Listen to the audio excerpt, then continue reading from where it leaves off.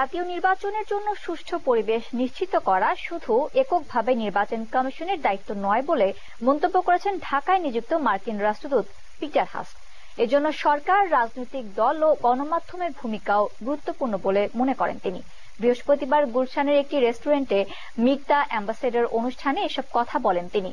বেসরকারি প্রতিষ্ঠান centre for governance studies এই অনুষ্ঠানের আয়োজন করে। এ সময় মার্কিন রাষ্ট্রদূত বলেন, র্যাবের সংস্কার ও জবাবদিহিতা নিশ্চিত করা না হলে এই বাহিনীর ওপর যুক্তরাষ্ট্রের নিষেধাজ্ঞা বহাল থাকবে।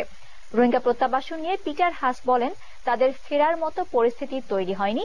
এটা বেশ কঠিন কাজ, তবে তাদের নিরাপদ ও স্বেচ্ছায় প্রত্যাবাসন নিশ্চিত করতে যুক্তরাষ্ট্র সব সময় বাংলাদেশের পাশে আছে।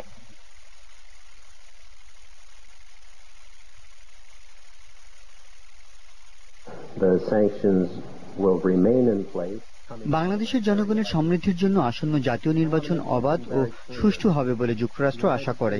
যুক্তরাষ্ট্র নির্দিষ্ট কোনো রাজনৈতিক দলকে সমর্থন করে না। সমৃদ্ধির জন্য রাজনৈতিক সংঘাতহীন নির্বাচন গুরুত্বপূর্ণ।